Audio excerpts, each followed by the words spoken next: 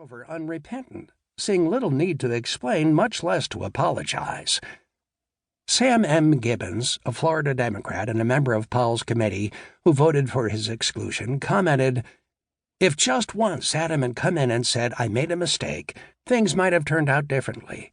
Instead, he called us all hypocrites and went off to Bimini," a comment, the Times said, that reflected the mood of many of their representatives.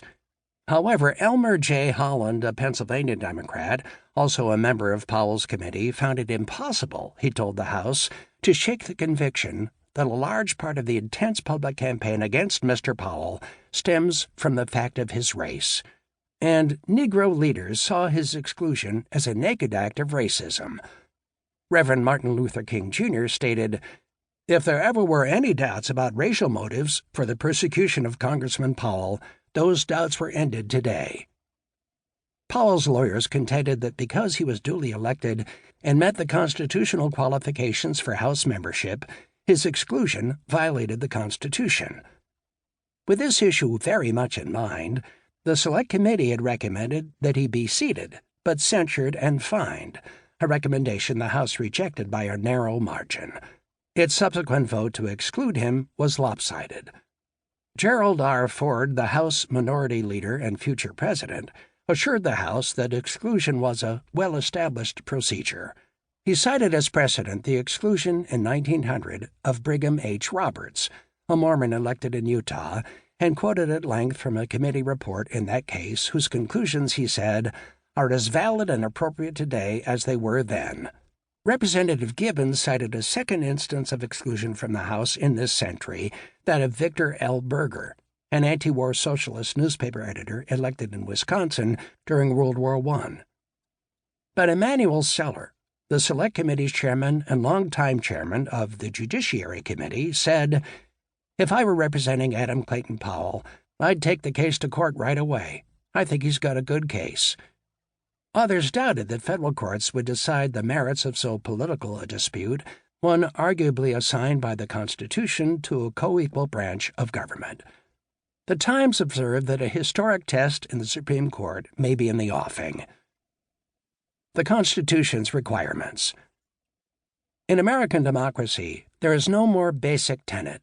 The people choose in an election the individuals who will represent them in the Congress.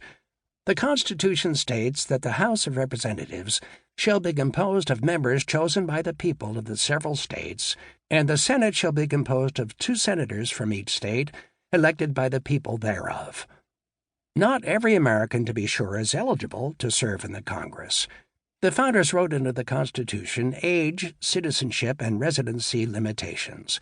No person shall be a representative, Article 1, Section 2 states, who shall not have attained to the age of 25 years and been 7 years a citizen of the United States, and who shall not, when elected, be an inhabitant of that state in which he shall be chosen.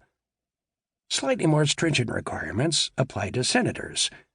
No person shall be a senator who is not at least 30 years old, a citizen for at least 9 years, and, as in the House, an inhabitant of the state from which he was elected. Another provision bars from serving in either House a person who holds any office under the United States during his continuance in office. Article 6 provides a formal prerequisite.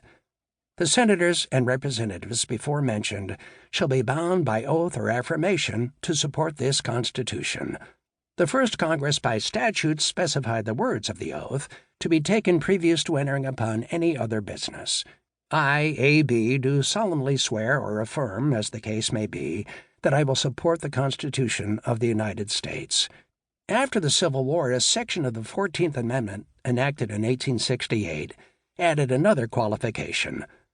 Reflecting the deep and continuing divisions created by the war, it barred from serving as a senator or representative, or as a presidential elector, or in any federal or state office, any person who, having previously taken an oath as a member of Congress or as a federal or state official to support the Constitution of the United States, shall have engaged in insurrection or rebellion against the same, or given aid or comfort to the enemies thereof. But, this provision continues, Congress may, by a vote of 2/3 of each House, remove such disability. By the close of the 19th century, Congress had enacted statutes that removed